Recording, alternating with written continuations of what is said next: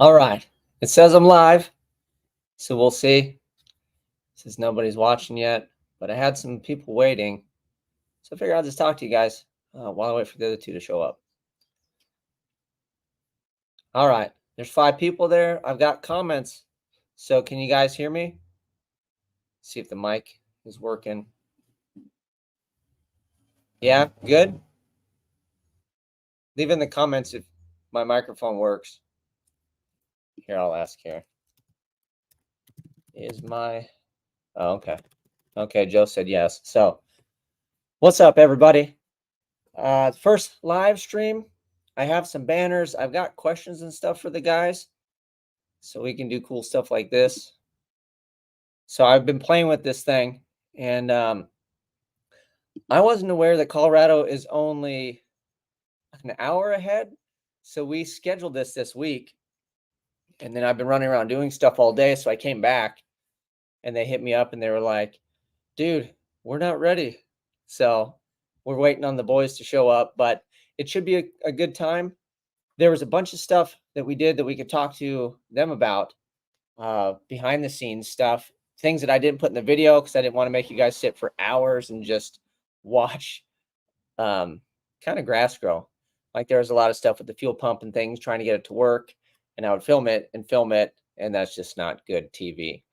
There was also other problems that we had before they left that we can talk about, and that took quite a while to resolve. So we can go into depth on that, but I was way too tired to film. I had my dog in the truck. I thought we were just going to be like, "Oh, get gas. See you guys later." That was a whole hour, I think an hour plus that we sat at the gas station and did all that too. So let's see. I got comments going. Sounds great. It's not the 16th. I don't know what the 16th is, but I'll take your word for it. Unless I scheduled it wrong. I don't know. Don't confuse me, Jason. I'm already confused as is. So while we're waiting on these guys to show up, do you guys have any questions that you want me to ask them? Leave them in the comment section. As we talk, we can get different questions and things, because as they're going on with the story, you can say, "How'd you do this?" or "How'd you do that?" But is there anything in general that you guys want me to ask them kind of out of the gate before we just turn it into story time? So if there is, let me know. I want to ask them, what the plans are, all that fun stuff. We can go into that. I've actually been in contact with the guys a little bit back and forth where we bought the Ram truck. I say by we, I mean them. So they're super cool, and they were super stoked that these guys got it. So hopefully they'll at least pick this live up, or they'll see it at some point. All right. Well, Ronald's asking, when will I get the boom back from the frame shop? So the Maliboom is back. I got it. What day did I pick it up? Friday. So I did film. I have that footage coming. I dropped it off at my buddy Jason's shop. So now the thing is stuck there, and it's not stuck. I mean, we're supposed to work on it, but it's at somebody else's house or shop or whatever. So I just can't show up, roll up willy-nilly, but I want to be there today. Trust me. So instead I distracted myself and went and spent money on some brakes. Okay, drivetrain on the ramp truck. I see you, Ronald. We'll ask him that. I know he has some plans, so we can get into that, but that is a good question. Let me see if they have an ETA.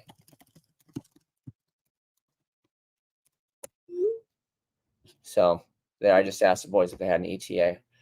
So, all right. What else do we got? Original drivetrain ramp truck. Nice. Glad it's back. Yeah, no, I'm happy to have the boom back. We're going to make content on that thing. The main thing with the boom, I would say, is just trying to stick to the plan and execute, because I have less than a year to basically build a whole car. So we can get into that. I mean, I'll get into it a bit more, I think, on the regular channel or whatever. I don't want to get terribly distracted, but I know you guys enjoy the boom, and so do I. And I will tell you this, it felt really weird to have my car back and to put it on a trailer. I mean, I haven't seen that thing in a few months, and the guy did a phenomenal job. He knocked it out. He straightened the thing out. I mean, it is awesome. I don't even have to put a quarter panel on it. Like, that's how good he did. We're going to throw some mud at it, but man, that saved me so much effort and time. We're going to be so much further ahead. I'm super excited. So let me ask you guys, what are you guys all doing tonight? Obviously, besides this, you just relax and watch TV. Did anybody work on their car? Anybody get anything else done? House chores, boring stuff? What are you guys all doing? I went on a road trip with my dog, Fruki, to get some brakes for the Malibu. So I posted on that a bit. I got some wheel wood, and then they're a dual pattern, so I could save myself and do Chevy wheels. And then you can hear the background. We're in the garage right now with the door open, so people riding horses in the background. But I told the boys too to hopefully get like a laptop because my phone overheated. Also, this is my first live stream host, so we're trying our best. Hopefully everything stays good. I've got my laptop. I got a cold Topo Chico. So you guys got a minute? Grab yourself a drink, refreshment, or whatever before we start story time. But I guess what I could do is I'll kind of jump into my end of the ramp truck because that's why you guys are here for this episode. So Trevor, I know him from Rocky Mountain Race Week, and actually I met him at LS Fest. He had a Chevy Love, and I'm part of the Sloppy Mechanics community. Big fan of Happel, love what the guy does. Followed his recipe. It probably would have saved me a lot of money if I really followed his recipe. I'd kind of strayed and made my way back because I realized I didn't have any business thinking on my own. But I go to events and I can usually pick people out that are like sloppy alumni, I guess you could say. And I saw his truck and I was like, oh dude, this is cool. And then he came over and I call him a kid. He's young, he's younger than me. But he was even younger at that time because this was a few years ago. And yeah, man, he was super cool. He had that rad little truck, and then we just hit it off, and we've kind of been buddies ever since. And then I found out he did Rocky Mountain Race Week, and I was like, oh, I want to do that. And I ended up going that year, and that's how I met him. But apparently he has really wide marketplace searches because he was over here in California looking at stuff. So that's how I ended up being the eyes and ears for that truck. And a little fun fact, what's funny is today's adventure that my dog and I went on for the brakes, Trevor sent me the ad for that. And again, that was out here. And I was talking to him about what I wanted to do with the car and stuff. So it's kind of funny that I helped him spend money and then he helped me spend some of mine. So, oh, Phil said he went to the racetrack with my buddy and we were rained out, unfortunately. Yeah. That's so one thing here with California is we can always count on it. It's always hot and it's usually dry. That's why you guys see me every time it rains. I get so bummed because we don't get it very often. And then I get mad because I'm like, we don't pay for this rain. So let me see. I've got banners here. We can try this one. Look at that. Bomb squad up.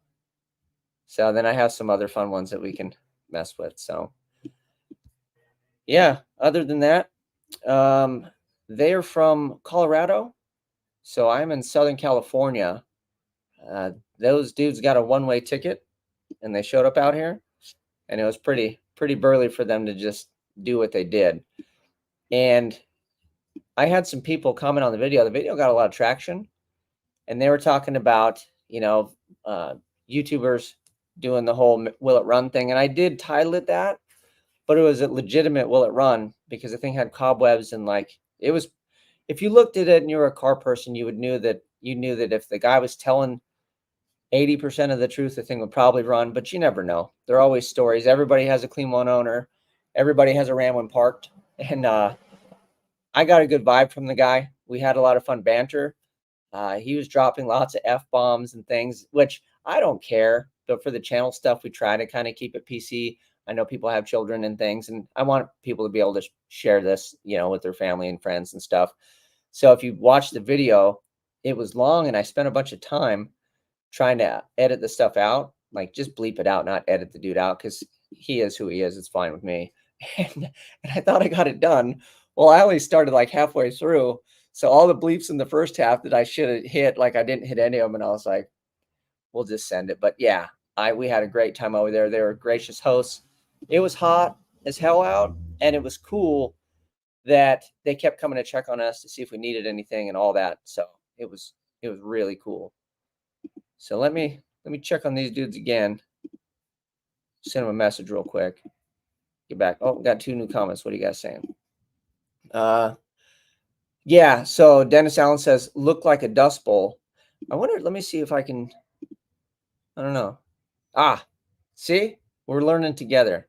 So there you go. Dennis said it looked like a Dust Bowl. Well, it did look like a Dust Bowl. And when I went to go look at it, I told the guys too, I said, we're going to bring my wife's leaf blower and then we'll just blow it out. And everybody kind of laughed, but they're like, hey, that's a good idea. And then we showed up with it. The old guy there was like, you brought a leaf blower? But it was really silty sand. I don't know. Like it was like almost like dune sand, but maybe even softer, like you said, silt. Like the bottom, it was like a lake or something evaporated like a puddle. And it was pretty cool that the thing had sat there long enough to sink itself into the silty sand. And you saw my truck did the burnout because I was trying to tow it forward. I mean, I buried myself, I don't know, a couple inches at a time. Like I didn't want to bury the truck down, so I kept moving over. But I mean, that top layer would just go away, and it was out of hand. So here we go. Look, I show this one. Oh, look, your avatar. That's cool. Phil, it's a total roadkill thing that they did. It was so cool. So here's the thing, to get back on that subject of copying vice grip or whatever. Let's see what they said. Okay, they're setting up now. I wasn't really trying to copy vice grip. And what I wanted to do is I wanted to capture this experience for these guys because it's kind of a once in a lifetime thing. I know that's kind of played out and used a lot, but really the chance of finding a ramp truck that you want, going cross country, doing what they did, I was like, man, this is cool. This is something they can share with their grandkids or whoever, as long as YouTube hosts it. So it was mainly for that. I figured you guys would enjoy the content, but it was funny that, like I said, the thing got traction. And then apparently, you know, I'm a wannabe Derek for vice grip. Although I will say this, I have met that guy. He was very cool, and he's just like he is on his show. Granted, when I met him, we were standing under the Malibu because I had problems, and he was trying to diagnose it. And we were friendly, but I was a bit worried about my situation versus trying to, you know, be buddies with the guy and be like, oh, what's up, man? But he was super nice. So, all right, we hide Phil's comment. So that's the other reason we do this too. It's cool. I can, bam, look at that. Ronald. So the ramp truck, it was a 73. So I know this because we asked the guy, and it had a different front end. So it had a later model front end. And they titled it Arizona, I believe. So California is weird with titling and weights of vehicles. And then I don't know if you could title a ramp truck because of what it is in California. I think there's something weird with it because it's like a commercial vehicle that tows, but it's not really like a tow truck. So I don't know how that falls, but long story short, it was a 73.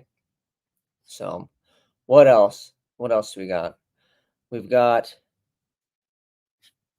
any other questions? What year is the truck? Looked like a Dust Bowl. So one of my questions, I guess I'm going to try to keep a mental note, is how much gas did that thing consume? I know they didn't have a fuel gauge, so we can kind of go over that, which I think is fun. And we're going to talk to you about the fueling situation because we got stopped out, like I said, over an hour at the gas station. All right.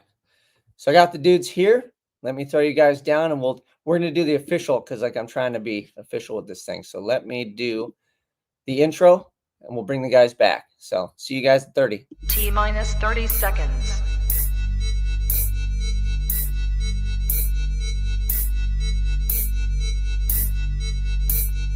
T-minus 20 seconds.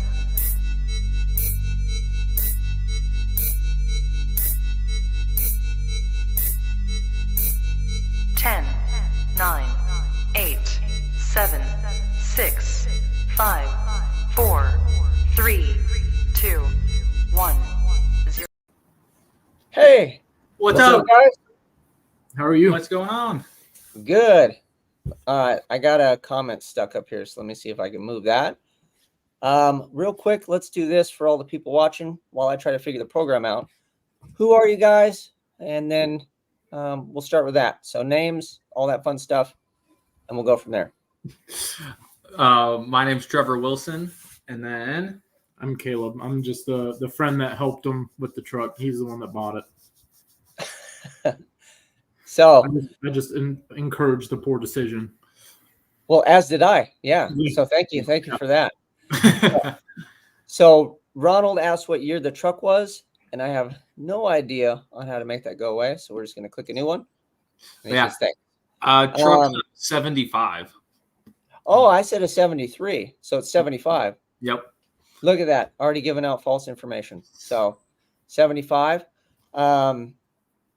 Here we go. I was talking about title and registration in California. So Jason jumped on that. So let's start with this. So how did you find the truck, Trevor? And how did you get from Colorado to ending up here at my house on a poor adventure?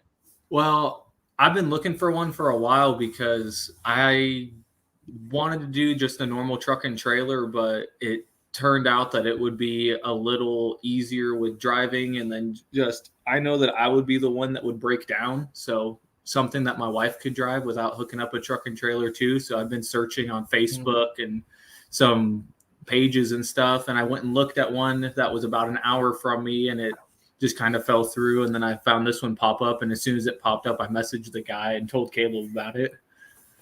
So when you messaged him, how was he? Because we got to meet him in person. We can get into that. He was a lot of fun, but I would imagine with technology, he was probably like not very friendly. Like how did he come across on like messaging? I mean, he seemed pretty chill. I messaged him and I just kind of asked like what the mileage was and some of the basic info on the truck. And then after a day, he was kind of like, listen, dude, like I haven't seen this thing really in a few years and it's just sitting there. And I'm like, yeah, okay. Yeah, no, he ended up being hilarious, dude. He was. So you messaged him, you got all that done. And then how did you get the bright idea to contact me? So I was sitting there and I was like, okay, I looked at what part of California it was in. I remember you saying that you were in South California. Then I was like, yeah, I need to message you and see. And then I messaged you and you're like, oh, sorry, I didn't talk to you about the fans. And I'm like, actually, it's something else. Yeah. Always trying to push the fans, dude. Fans on the brain. Yep, absolutely. So then he messaged me. And of course, I'm going to help him make a bad decision. Yep. So that was where my video picked up when I went to go view it. And the funny thing is, I'm a pretty good talker. I'm a people person, obviously. So you messaging me and sending me over there, and then I don't have money. And then this guy, what I didn't know, I don't know if I conveyed it in the video or not, but the guy didn't even live here. He was from Arizona. So he lived in Arizona. Trevor's in Colorado. I'm in California, and the truck is in California. So he drove all the way out there to show me the truck, and I didn't have any money. Right. I just had he's a good dude. Trust me. Trust me, bro. Like that was basically what I brought to the table. But thank God he was nice, because I was like, this might not end very well. Like if he was upset, I was like, I might have to just give him some of my own money to make him happy, and then tell Trevor he owes me $100 or something. Right. Yeah, because I was prepared to be like, dude, I'll just get you some money, like if that's what it took to seal the deal. But I told the guy, because at one point he kind of, was like, well, what are we gonna do? And I said, I vouch for you. And I said, dude, if he's wasting your time, he's wasting my time. So I made it seem like it was a big deal that I took work off, even though it wasn't. So if he's watching this now, sorry, dude, but I just figured I'd get on his side, be like, oh yeah, if he's wasting your time, I'm gonna be upset too. But in reality, I was like, it's like 100. I don't want to go work in the garage right now anyway. Right. Yeah, I'd rather look at cool trucks and waste my own time, basically. Yep. And I was just happy with how close it was to you and how that kind of even worked out. Yeah. So then after that, tell him. So basically, you looked at the truck, and then what happened? So then I messaged the guy, and he was like, so what do you think? And then talked to him a little bit about it and talked to him about the price of it. And he was like, what are you mainly worried about? And I was like, biggest thing for me is going to be tires, just from that thing sitting. And so he was like, I'll talk to my guy who owns a tire shop and we'll see what we can do. And he ended up getting all the tires for it at cost. And so basically how it kind of worked out is I gave him his asking price plus $100 for the truck and brand new tires. So yeah. So speaking of paying for it or whatever, at this point, now that you've had a little bit of time to sit on it and you actually own it, and the dust settles, so to speak, because sometimes you see stuff and you get really fired up. Are you having any sort of buyer remorse, or are you still stoked on the thing? No, I'm super stoked on it. I'm just trying to find some like the best parts, like for like I want to reside the whole thing and then like reseal it, just because all the wood on the inside that they did is all rotten on it. Yeah, well, that's to be expected when the roof leaks. Oh yeah, exactly. And it's been sitting there and getting soaked into. So yeah, I'll hook my buddy that stopped by that day, Travis. I'll kind of hook you up with him because he builds out vans or whatever. So those are all questions that he can answer. Okay. And then anybody that does RV stuff, because it's all similar. All the stuff they use on RVs, it's all standardized. So I know that you can find all that stuff probably through whatever supplies they have for that stuff. I mean, that's my 2 cents. If anybody in the comments, if you've ever built out inside of a trailer, that's what he's looking to do. So leave some comments or whatever in there. Okay, so we do the thing. You fly out, and then you guys, is your first time to California for both of you or one of you? It wasn't my first time, but first time like actually going and not just being a tourist. Yeah. Yeah, because I've just been through LAX, so I mean I've been there, but not been there. Yeah. So I mean, I was gonna say, so it was kind of odd, just kind of going and actually being able to see a little bit of it at least. Yeah. So we didn't do any touristy stuff. We basically toured all the auto parts stores in my small town. Yeah.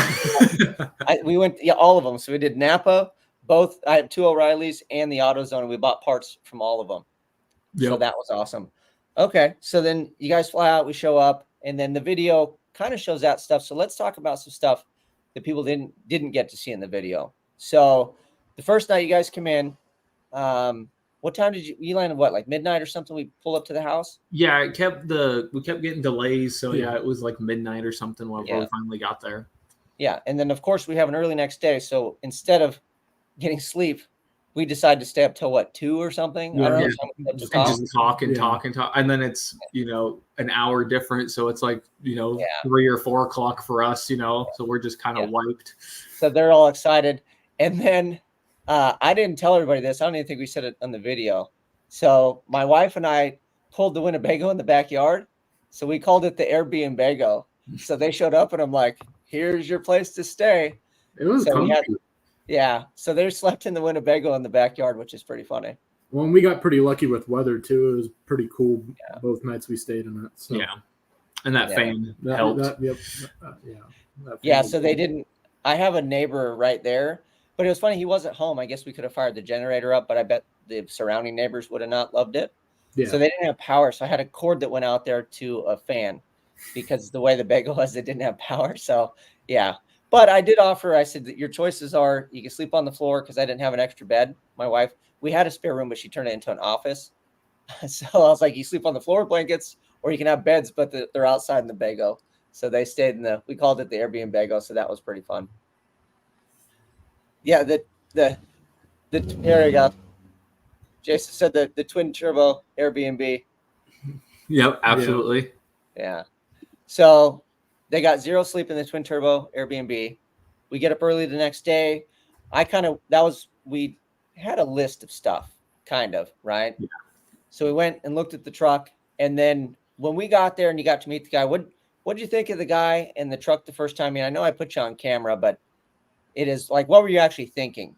I mean, I don't know. I was just trying. I mean, you know how I was. I was just kind of all over the place thinking of I was more thinking of what it's going to need than even thinking about seeing the truck. Yeah. And so like I was looking at it and I'm like, that thing's awesome, but it needs a lot of work, but it's awesome. So was there any point where you were kind of like, I don't know if this is such a good decision, like in the beginning? No, not in the beginning. I was like, this thing's epic. Let's get it running. I remember there was a time where we were trying to leave and go get parts and Trevor wouldn't have it. Because before we left, he wanted to make sure it would run. Yep. And that's when I took the vice grips to the battery terminal to get it to clamp down hard enough to actually get a connection for the starter. Yeah. Yeah. And to the dude's defense, before you even came out, I brought a gallon of gas. And I was just going to try to make it run myself, like just see what I could kind of do. But he just put a kibosh to that. And he's like, there's a bunch of dirt. I don't want it in the motor. And I was like, well, you still own it. And I said, we're good. And then as soon as Trevor buys it, he's like, turn it over. Let's see if this thing runs. Like, we're like, hey, dude, let's get the dust off of it first. So we did that. We got the thing to run. And then I think everybody was relieved to hear it fire up, right? Yeah. So and you got a good dust bomb when that went off. oh yeah. So we did that. So one fun fact behind the scenes is when I was pulling it out with my truck, I didn't show this in the video. I got a little worried because a little half ton, I was yanking on it, and then the video, I cut it, but I mean, I had a lot of tries. Like I really didn't want to make myself look terrible, but I was pretty terrible. How many? It took like what, 4, 5, 6 tries to do it. Yeah. Well, I think like 5. Yeah. Yeah, because I wasn't trying to hammer the truck. Right. He's like, just go. And I'm like, dude, I got to drive this. So then we get it pulled out, and then I'm not a 4-wheel drive guy, so I just take the thing and slam it back into like normal, like there's a little switch, and the thing makes this god awful noise and like buzzes, and then it's stuck in 4-wheel drive high, and I was like, uh-oh, like this isn't good. I just ruined the daily, but I was like, well, at least it's 4-wheel drive high, and then I laughed because I'm like, well, I might be going on an adventure when you go home and like limping my truck behind your truck. So, great. But Caleb's like, dude, just turn it off and turn it back on. I was like, that's a great idea. So we did that, and then it ended up going back into normal gear. But I was like, yeah, that's the extent of my 4-wheel driving, man, with that thing. So we did that, and then another fun one too is the thing everybody knows it was all silty and sunk into the ground. Yeah. So, what was one of the issues that you had over there, Caleb, when you were rolling around in the dirt? I forget what we were trying to do down there, but I was getting eaten alive by fire ants. And I came back up and my arm was just like covered in fire ant bites. And I was like, be careful when you go down there. There's fire ants. And Dane just gave me a hard time. He was like, oh, fire ants, really? And then he like points the camera down there. He's like, oh, there's fire ants. Yeah. Well, I kept messing with it. It's like, oh, fire ants. And then off camera too, when they actually moved the truck, there was vegetation. So everywhere in that field was like, there was nothing. It looked desolate. Well, if you looked in the background under everything, there was foliage, right? There was green. Mm-hmm. And when you moved the truck, I was like, oh, there is a bunch of stuff here. And we had some, I'm going to say water, some sort of fluid that we had, whatever it was. So I was like, I'll just pour it on this green foliage here. I poured it on there and the whole thing moved. And I grabbed the camera to kind of film it because I was like, and I could see it from standing up high. Like it wasn't like I was down in the weeds, like the whole ground moved. So I got down and there were so many spiders and stuff. And I was like, wow, he wasn't lying. So you got chewed up by way more than fire ants. Yeah. Yeah. The amount of black widows on that truck was scary too. Yeah. Oh, yeah. So dude, you were rolling around in a nest of, I don't even know what it was. And then I didn't even show you because I'm like, at this point, I don't know. Like he's going to get on the road. Maybe he's going to be all swelled up or something. I was like, I'll just tell him later. I got Benadryl at home. I got a bunch because I have allergies. So I was like, he'll be all right. I was waiting for your arm to get all swollen though. Popeye. Yeah, Popeye. So yeah, we did the fire ants thing. And then the other thing too, the selling point of this. So this was a big running joke that I didn't really get on camera. I probably should have. So what was the old dude's selling point on the motor? Every time we popped the motor and he was like, them good old Doug Thorley long tubes. Dude, the Doug Thorley long tubes all day. He showed me every time you look in the engine bay, he's like, those are Doug Thorley long tubes. Those are Doug Thorley long tubes. So the whole time we were talking about all the power that the Doug Thorley long tubes would make. Yep. He had like 3 things that would be his selling point, and it was the headers. Yes. The camper top and the bed. Yeah. Those are the 3. Yep. Yeah, because you would be like, man, in '83 it was $12,500 for that bed. Yeah. And he was like, he went down to Texas and he paid $12,500 for that bed. And I'm like, that's cool. What's fun though is when you're selling stuff, because I've been on the opposite side of that fence too. You always have your points, like your highlights, right? So you always want to highlight the things where you're like, this is something that you can't get away. But it was great that he had those talking points. Oh yeah. And it just makes it fun. I mean, I guess I always do that, people sell stuff or whatever. Like you always come home and you're like, man, this one point was really the sell point on that.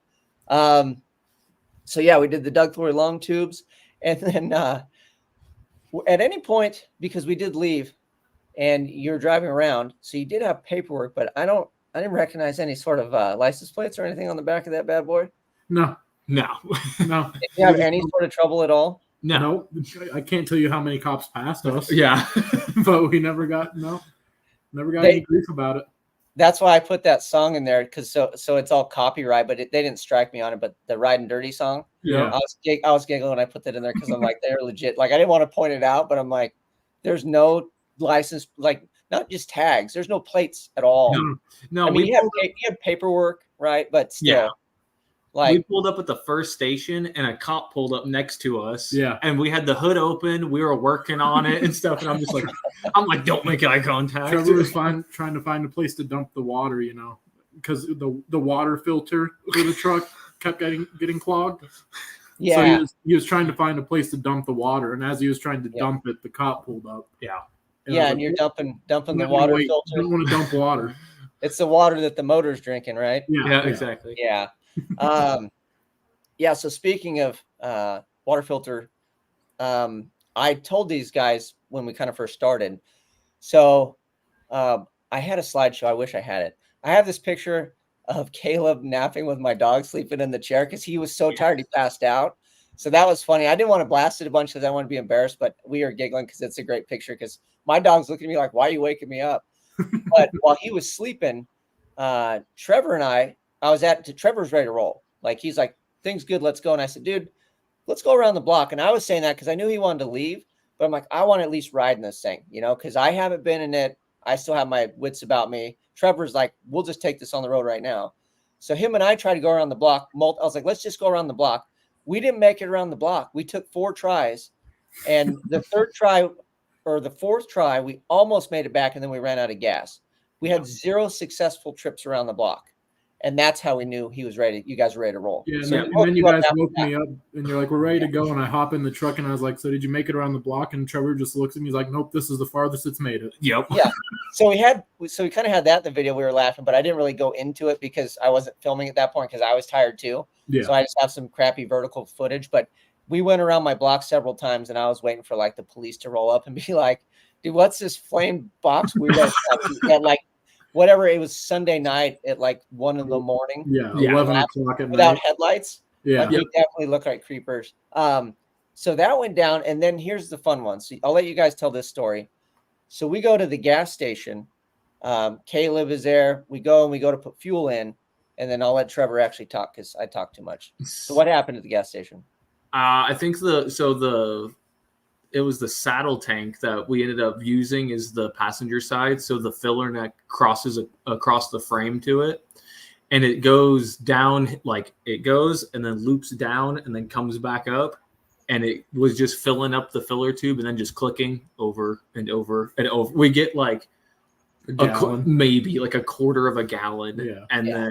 And then it would click. So we took the hose off and then pushed it up between the cab and the bed to make it a smooth, like vertical angle all the way down so we could actually fill it up, and then just left it open the whole time. Yep. So at this point, though, to mind you, we left the house. So we did go to Harbor Freight. We didn't show that in the video.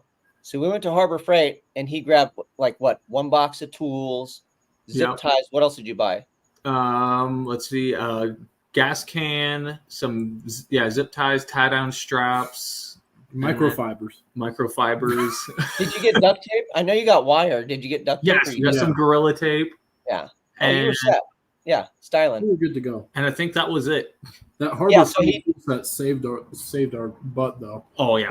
What did? The Harbor Freight set. Yeah. So, and it was funny, too, because Caleb and I, like, we were looking at stuff, and Caleb grabs, like, the little cheapy one. And they had one below it. There was a bit more money, but there was, like, more tools. And then Trevor almost grabbed it. He's like, oh, what about this one? I said, dude, look at the tools that are in it. Yeah. So he opted for the better one, and luckily he did because you would have been struggling with that baby set of tools. Yeah. So we're at the gas station with his brand new Harbor Freight set of blister pack tools at almost 1 in the morning. Yep. And we're all laying there. It's leaking water all over the ground. All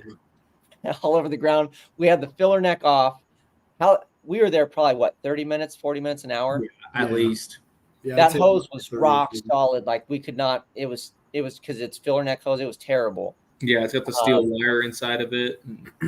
Yeah. So then we finally did that. So he literally had a hose that came out behind the cab and the overhang, the bed, I guess. Yeah. And there's just a hose that stuck out. No cap, no nothing. No. Like you just stick. So after that, could you fill it up normal? Yeah. Yeah, we didn't have any Yeah. problems filling it up after that. Yeah, exactly. I got a couple dirty looks from people, but I mean, it filled up great. Because you're just putting them in the Yeah, ram just hose. putting it in the hose next to the cab. So, what kind of mileage do you think you boys are getting? The best How we many got- times? Huh? Sorry, So the best we calculated, what was it? Like it was 7.5. Yep, 7.5 was the best. And that was from Barstow to the Arizona border. After that, it was 5 the whole way back. 5 to 6. Yeah. So yeah, maybe I don't know if there's more of an incline or maybe the carburetor just got a little plugged or something. She Yeah, I started think running it a little was- rich. Yeah. Oh, yeah. Those Doug Thorleys just, Those All Doug- the power. Yeah, I think dude. that was our fuel delivery issue the whole time. The Doug Thorleys were just flowing too much. Yeah, they're sucking up all that air, dude, or Yep. expelling all that exhaust, so it need to suck more air in. I got a question here for you guys before we keep going. Yep. This is from. Yeah, can you read that? Yep. Yeah. Okay. So it says, just came in. What are they going to use the ramp truck for? Taking it to Rocky Mountain Race Week as a tow rig? ? Yeah, so I'm planning on kind of resiting the bed side of it, insulating it, and then I do have a buddy that's going to get me like a trailer style AC unit for the top of it. So the front portion's like a camper portion. So I mean, I plan on taking it to LS Fest and taking it as a tow rig to Rocky Mountain Race Week and other events, and it even opens up some more for me for some other events, just because I mean right now it's been pretty much I drive the Dakota everywhere or I borrow my dad's truck and trailer. So it was like I need to get something sorted out because on Race Week I torched ahead and then I had to have Matt Frost tow me back. So I was like, we need to do something, and that thing popped up and I was like, this is awesome. Yeah, big shout out to Matt Frost. I mean, we both Rocky Mountain's the only drag and drive I've done, and I told him when we went that I do that event because he hosts it.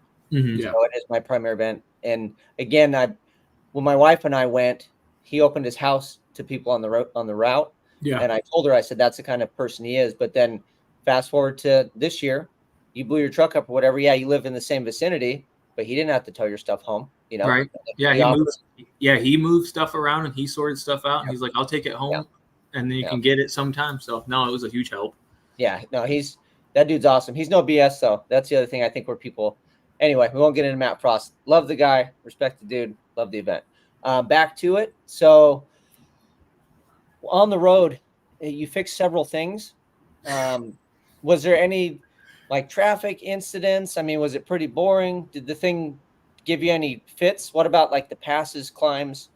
Do the gauges work? I don't know any of that stuff. Yeah, all the gauges were working. Except except fuel gauge. Yeah. So we just had to go 100. We knew we could only go 120 miles on a tank on 20 gallons. So we just pull up. There's a couple times we rolled in on fumes. Like we were coming into Albuquerque. Oh yeah. And Trevor was dead asleep, and I was coming up a hill, and the thing just starts misfiring and popping, and I was like, I think we're about out of gas, and I'm going like 35 up the hill. People are passing me at like 75. I'm like, just make it up the hill, please, and we'll be fine. And it creeps over the hill at like 20, and then we start going down the hill, and it's fine. And I pull into the gas station, and Trevor wakes up. He's like, he's just dead asleep. He's like, are we in Albuquerque? And I was like, yeah, we're out of gas. And so he filled it up. He's like, yeah, it took 20 and a half gallons. Yeah, that's probably one whole saddle tank for sure. Yeah, exactly. And those are, it's a 20-gallon tank. Yeah, it's a 20-gallon tank, and the other half gallon was in the filler neck. Yeah. Yeah. So when you did top it off, did it just come all the way up the filler neck to stop it? No, so what it would do is you would go and then it would click and then go out the vent hose. The vent in the truck. So yeah, when it would spit gas back on you, you know it's full. Yep, Yeah. exactly. Yeah. So you had to Uber. So did you DoorDash or Uber parts? So the first time they broke down, you guys were almost to the Arizona-California border, right? You were up by Needles. Yeah, right in the center between On the Barstow 40. and Needles. Yeah. 60 miles either way to either town. Yeah. Yeah. So I called them and then they had issues. But here's the thing. We'll rewind it a little bit. So what did you have issues with? Fuel filters. Yeah. It Well, was- what broke though between Needles and wherever? Oh, the starter gave So up. the fuel filters kept clogging. Mhm. So it started to sputter, and I was like, "Oh, there goes a fuel filter. We need to clean it out." And this we- is at like 4 a.m. We pull over. Yep, we pull over, change out the filter, and then nothing on the starter. and then the clicks again. Yeah. No, no, nothing. no clicks. Yeah. Yeah, nothing. Oh, it didn't even click. No, it was just Oh, wow. dumb. So And I then- laughed when you said the starter went out because Caleb and I, we didn't show this on video. So you guys pulled in the next morning. We went out to move it, and then it just clicked, right? And during the whole video, the thing was clicking, all kinds of starter issues. So Caleb and I went to order parts, and we ordered a starter. And we get in the truck, and I was talking to him, and I said, "Hey, dude," and I have this thing. I'll share this with everybody here, but I like to call it the universe. And I said, usually the universe, from what I experience, it'll kind of tell you 1 or 2 times. Usually it's like twice, right? Where something will happen, and you're like, "Oh, I dodged a bullet," and then it kind of happens again. You're like, "Whoo, dodged a bullet again." Well, by the 3rd time, it's not convenient. So we got in the truck, and I literally told him, I said, "Hey, dude, you should probably just get a starter because the universe has let you down twice, but it's been in convenient areas." And he's like, "Oh yeah, I agree." So then we get back, and then you don't even get the starter. Like it was still at the store. So I was preparing to drive to Arizona, and then who came up with the DoorDash Uber thing? Because I think I mentioned it, but I think you guys were already on that. Yeah. Yeah, I had done it by that point. But yeah, we DoorDashed a starter out to us, and it was an $80 DoorDash and like a $70 and a starter. $70 starter. Oh wow. Yeah, but the thing that sucked was it broke down at 4 a.m. And so we were like sitting there in the dark, tearing the starter apart, putting it back together. We watched the sunrise from the side of the road. Yeah. And we've just given up at this point with trying to make that starter work because we've taken it apart twice, can't find anything wrong with it. We've cleaned it out, can't get it to do anything. Well, then we found that the wire going to the solenoid had broken. So we bent it up, put the starter back in, hit the key, and it just went pop, and it just melted that wire farther down. Yeah. Oh geez. Yeah. And so we were like, just crank once, Yeah. we can at least get going. Yeah. And it would not do it. So we watched the sunrise from the cab of the truck, and then both took a nap because no parts stores open until 8 o'clock. Yeah. That's what I was gonna say. So on our last Rocky Mountain Race Week adventure, Jason's wheel bearings went out, and we were pulling onto the highway, and he was like, he didn't feel good about it because the truck was moving around. Mm-hmm. So we ended up back at the gas station, but we were screwed because nothing was open yet because we were trying to get an early jump. Yep. So like you said, we ended up wasting hours. I sat in front of the auto parts store and waited for it to open while he was waiting with everything taken apart. So same thing like you guys. Yeah. At a certain point, you're just like, we can't even do anything till 9 or 10 or whatever it is, plus the Uber ride. And yeah. And then we had to wait for an Uber to show up in Barstow. Yeah. And then when the guy finally showed up in Barstow and came out to us, he was like, "Yeah, I'm the only Uber guy that was on the app. I just got lucky that I saw your Uber." Wow. Yeah. So what did the Uber guy say? Was he like, No, he was cool. He thought it was awesome. He thought it was awesome. He thought it was pretty cool. He liked what we were doing, but then he was also like, "Yeah, I didn't even think I was going to be doing this, so I was going to make this drive anyways, but looks like I made $80." Yeah. And I was like, "Nice." It's like, good for you. If I had to pay $100 every time I broke down in the middle of nowhere, then I knew that like you could, if I had $100 on me and it would solve my issue, like especially driving cross country now that you can kind of do that, it makes it less scary. It does. Well, the thing was, I couldn't believe that we checked in Needles and in Barstow, and both of the parts stores had the starter in stock. But neither of them would deliver back and forth. I was like, "Are any of you guys running any deliveries back and forth to the different stores?" And they're like, "Nope, we don't do business with that." So you're like, just throw it out the window as you go Yeah, by. you have to stop, just toss it. We'll catch it. Just slow down to 35 and throw it out the window. Yeah, and they're like, "Nope, we don't do any deliveries." So yeah. I got a question for you guys here. Let's see if it'll show it. How is their trip through Kingman? Do you remember that at all? So Where's right Kingman? there, that Kingman, that's whenever we lost the fuel pump. Oh, is Kingman where it gave up? Yep. Yeah. So there you go. So we had a little electric helper pump, that Mallory pump. It was a big boy though. Yeah. We didn't realize that the mechanical pump wasn't doing anything. Right. And so like it took a while before we realized that this whole motor is just running off of the electric pump. Yeah. And so it started to overheat and lock up. And so then we wired up the washer tank that you gave us. Yeah. And we were spraying it with ice water. So it would start to sputter with fuel because the pump was starting to lock up, and then we'd cool it down and then drive farther. Yeah. And then right at Kingman was when it locked up and was done. Yeah, it got to the point where we were pulling over every 10 miles. Yeah, exactly. Repriming the pump because it was aerating and vapor locking. And so then we Ubered another part, but we Ubered a that one was a pain in the butt to get because I had to say I wanted a pickup from the O'Reillys because they didn't have the delivery option like the other one did. Yeah. So I had to say I wanted to be picked up from O'Reilly's and dropped off where we were. But then I had to call the guy and I was like, hey, I just put an Uber in for you. If I give you the confirmation, can you go into the O'Reilly's and just pick the part up for me? You don't need to pick me up. And he's like, yeah, I guess I can do that. And then he went in there and they wouldn't give him the part. And then he had to call me, put me on the phone, hand me over to them. And they're like, oh, yeah, we have the part right here. Yeah. And I was like, I called you guys 5 minutes ago to make sure it'd be okay if he did this. And you said it was fine. Still worked out. It did. But, so that's what happened in Kingman. Here's another question. Are you going to use the original drivetrain on the truck? I'm pretty sure 90% of that trip I was full throttle.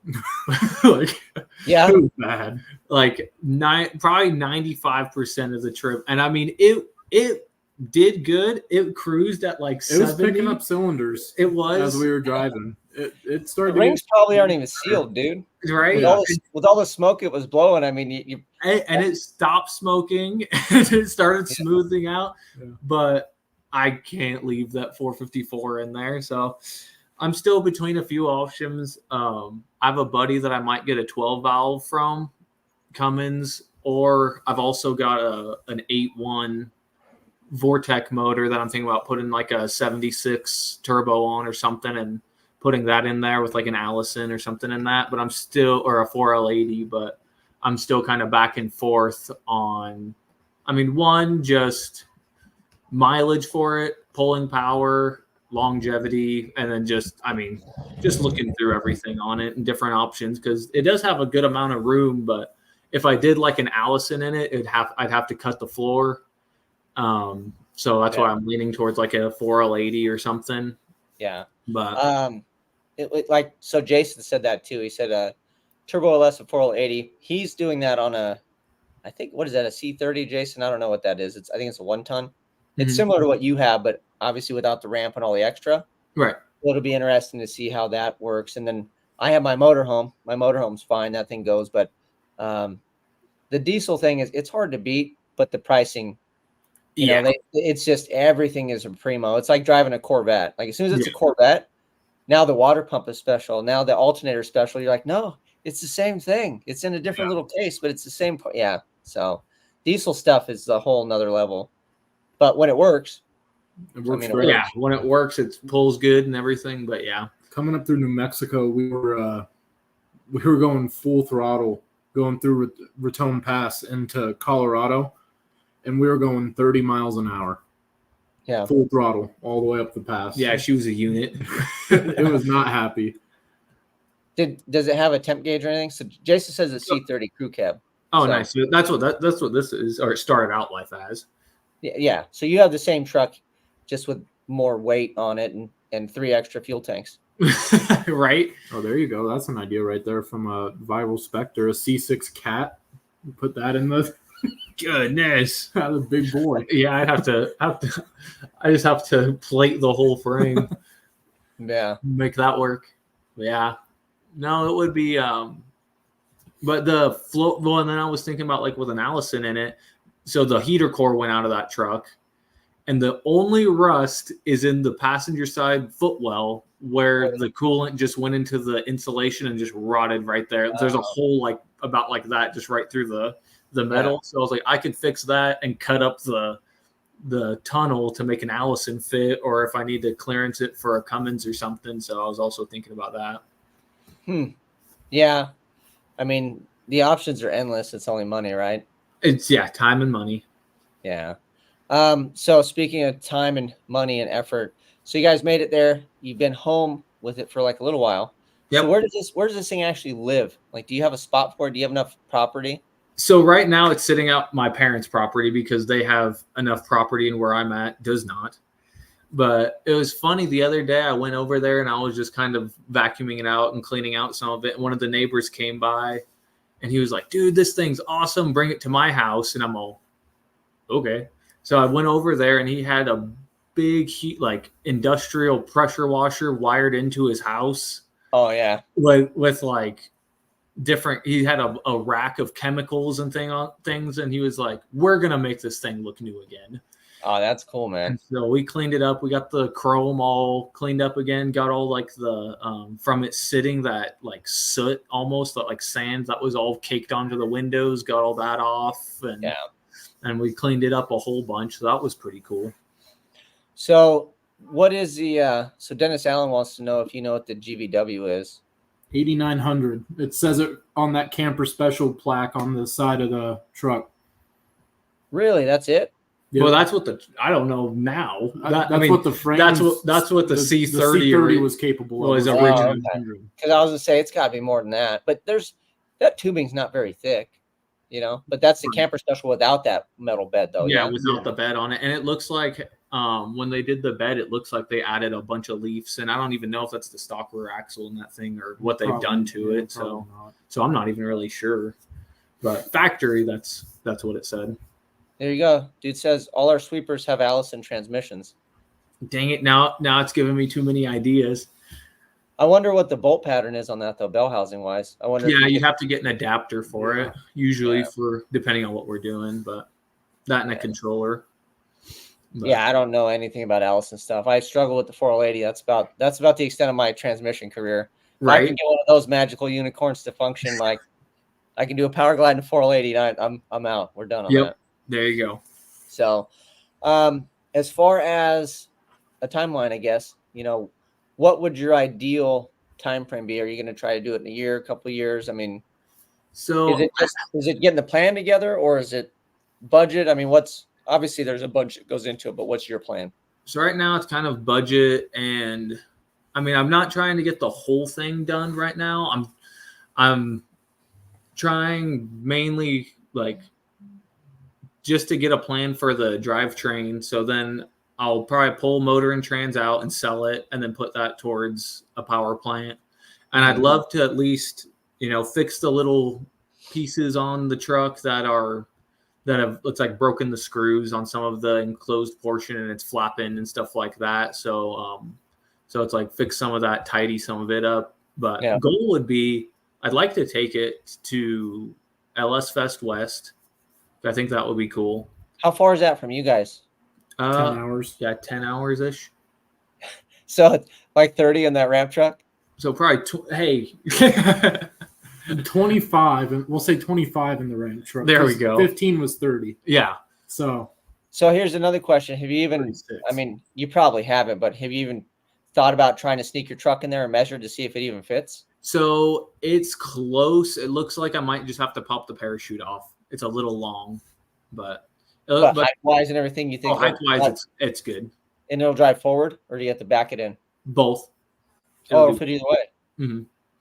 Oh, that's cool, man. Yeah, because we were talking about that too, and I was like, when you look at stuff, you don't really know just by looking, you know? Right. So we'll make that work. And then like for LS Fest, we'd like to like get an AC unit sorted out in there, and then me and my wife can use a little sleeper spot up top, and then just kind of, you know, I think we both enjoy LS Fest a little bit more camping there, because I will say that it just like every other event, like if you can stay at the track, it makes LS Fest better. I know people like to go to the Vegas and do all that stuff, but the Speedway is far enough away from Vegas. It's not convenient to go to the Strip. Like It's kind of a mission to go there and back. Mm-hmm. Like I have yet to I want to take the Winnebago or my car down the Strip and get the video, but I'm always like, Like I'll just stay here. My friends and family are here. Like I want to cook burgers. Like I don't want to go drive over there for a video that nobody's going to watch.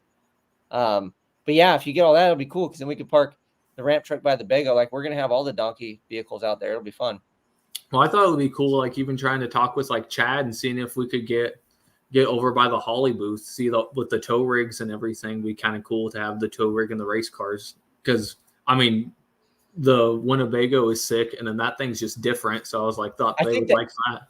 I think the 8.1 would count as an LS. The Cummins does not count, but I think an 8.1. I feel like if like the new LT counts as an LS, then an 8.1 would count. Probably. I don't know. I would just say it's an LS, and I mean they could gripe, but it's still a Chevy, and it's still, Right. yeah. Just say it's LS. Just tell Chad it's LS. There you go. It's the rare 8.1 LS. Yeah. Yeah. So Jason says camping at LS Fest is the way to go. Oh yeah. Yeah. So the fun thing about LS Fest too, if you do camp, is after hours is kind of fun because the people go away. So then you can cruise around the pits and hang out, and it's not as crazy with people walking around. Like if you want to go visit or do whatever, like that's just like any other event. When the public goes away, it makes it a little more user friendly for the people that are still there. So, well, cool. Thanks for sharing the adventure. Are you going to get gauges or anything working? Or you got any of those plans? Are you going to do little stuff on it? I mean, yeah, the guy gave us those 2 other saddle tanks, and so I'm going to pull both the saddle tanks out of them. I'm going to test the sending unit on both of them and just see if those even work too. Mm-hmm. And then try to make all the 4 tanks work in harmony. Oh goodness, right? Or 3, I guess. Yeah, and then I'm debating on just taking out the center tank because I don't make enough money to use that. So yeah. 200, probably 200 gallons of 91. Yeah, because it had the 2 saddle tanks that were factory, and then it had the center tank, which was like a 200 or 250 gallon tank that split to the saddle tanks. It was massive. And then the rear tank is how they used to run the race fuel for the race car. So it's all separate. And then it's got a little like air fitting quick disconnect that they would hook in. And then it's got a toggle switch to fill up like I think he said they used to fill it up with 110 for their car. Yeah. Oh, Jason had a good idea. He said 91 Suburban gauges are cheap. Way to go with the EFI. Oh yeah. So he does a lot of the throttle body stuff, injection stuff or whatever. So yeah, and then Jason also said the 6.6 LT. I flashed that earlier. Yeah, 08T. That would be sweet. That would be sick. I don't have that kind of money though. That's what, yeah. I looked at those. Well, the cool thing with it though is I think you can still throw like a conventional head. No. Yeah. Can't you throw? Tick makes a kit to change the dial location. Yeah, because I kind of looked at that. I was like, man, that would be a rad bottom end. So I mean, maybe something like that. Maybe. But I don't know what that block and everything fuel economy on DI. I said you get pretty good fuel economy with the DI. Yeah. Well, even if you just went conventional head, it's still, but you'd have the cubic inch to kind of help it. I've got the 6-liter in my Bago. I didn't give you guys a ride in it, obviously, because you're camping in it, but that thing it's fine. It's not, you're not winning any like land speed records with the thing, but it'll get you there. I think I get like 7 miles to the gallon ish. If I had bigger turbos, it would do a bit better. Yeah. But I mean, if you can get close to 10 and you can pull a hill without being 20 miles an hour, what more can you ask for? Yeah. Either way, what we're putting in it is going to be boosted though. Yeah. It needs the help. Yeah. Yeah.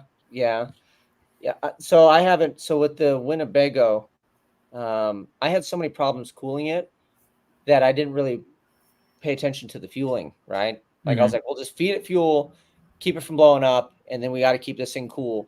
Well, now that it's more reliable, you look at the fuel gauge because now I'm not having the issues in pulling over. So that's my next thing. And I think my theory with mine, I shared it with Jason because Jason was doing his C30 or whatever, was a larger laggy turbo is a better bet, in my opinion, because it opens up the exhaust, it lets it flow. So because most of the time you drive around without a turbo, right? But on the points where you need it, grades and such, you can roll into it enough to get the turbo to light. But like on my Bago, I have the 2 cheapest eBay turbos I could find. I think they're T3, like they're babies, right? I didn't have any money. Yeah, they're little, they're T3, T4, little teeny guys, and they light on like the slightest incline. They're right at like 0, right? So they're ready to go into boost. So my fuel map is right there too, because everybody's ready to party. And if I give it throttle, like they light, and it's great, but when you're cruising and you're not ready to party, you're just trying to go, it's right there on the fuel map to where it's fueling it more than I think it needs to. Right. But then I'm too afraid to pull fuel because it's right there. So it's in that weird spot where, like, if the turbo was bigger and it would breathe, all the heat would come out, everything. It would just be happier, and it would still motor good without on a light load. So that would be my only advice if you stick with gas and a turbo. Yeah. Put a big laggy big turbo on it. E6 or something on it. Yeah, the S475 is great. Yeah, that's kind of what I was kind of planning on. Oh geez, see, like he's like the old man that yells at the sky, but no lag is more fun. Yes, not for your wallet. No, for towing. Miles per gallon, yes, miles per gallon, it is more fun. But yeah, so all right, guys. Well, I mean, that kind of covers all the backstory stuff. We got the Doug Flutie long tubes. We got the fire ants covered. We got the hour at the gas station. Yeah, we did tell people they shut the lights off on the gas station and basically threw it out too. Yeah. We went through 9 fuel filters, so there was that. Only 9, huh? Yep, only 9. And then whenever we got to, where was that? Was that in Needles, right at the border when we paid $8.50 something for fuel? It was right before Needles. We had nowhere to fill up. And that was the one I told you guys about, I think. Yep. But Trevor was like, I guess I got to fill it up. And I was like, no, just put 5 gallons in it. We'll just limp it somewhere else. Yeah. So we put 5 gallons in it and one of the gas cans. Yeah. And then you paid $12 or $15 for some licorice. Oh, yeah. It was some good licorice. They saw you guys coming in that ramp truck from California. Yeah, they did. So, those guys are going to be in that thing for the next 30 hours. Yeah. So before we get out of here, where can people find you guys? I did have people ask about a YouTube. You guys do not have YouTube, but what socials? Where can they find you? So on Facebook, it's Caleb McGregor and Trevor Wilson. Yep. And then Instagram? It should be Trevor _1999 Wilson. Okay. And then I think mine is just at Bad Bandit 81. The Bad Bandit, that was it. I was going to call it the Fire Chicken for some reason, but the Bad Bandit's a way better handle. Yep. I think that needs to be your CB handle in the truck, dude. Absolutely. Yeah. Well, it can be for yours. Yeah. We were going over CB handles. We were thinking Hot Flash. Yeah. For the ramp truck. For the ramp truck. Yeah. Hot Flash 75. Yep. There you go. And the Bad Bandit. So then, because he has a Smokey the Bandit. See, I'm going to have to get another ramp truck like his and paint the side of it like the semi-trailer from Smokey and the Bandit. Oh, brother. Well, you already have the Smokey and the Bandit car, so then you just need the CB, and then you could just radio to him in the ramp truck. I'll run block for him so he doesn't have to slow down going up the passes. Well, good. Thank you guys for coming on to the live. Hopefully it kind of filled in some of the questions and behind-the-scenes stuff. I enjoyed you guys being here. It was fun to have car guys and car company, because usually I'm out here talking to my phone and my computer and I'm by myself. So thank you guys for coming out. You're always welcome to come back, unless you want to hunt more cars out of fields. I won't answer my phone. Real quick, we need a topo budget update. Oh man, yeah. I'm sending you the bill. So Caleb drank all of my topos. See, he drank all of them, dude. It was hot. Yeah, it was super brutal. Hot. But yeah, I got him addicted to Topo Chicos too. So, but yeah, whenever you guys are in California, if you're out this way, and if not, I look forward to seeing you guys at LS Fest West. So you guys have a good evening. Thank you everybody for watching, and we'll throw this thing up on YouTube if you want to recap. Have a good night, guys. See ya.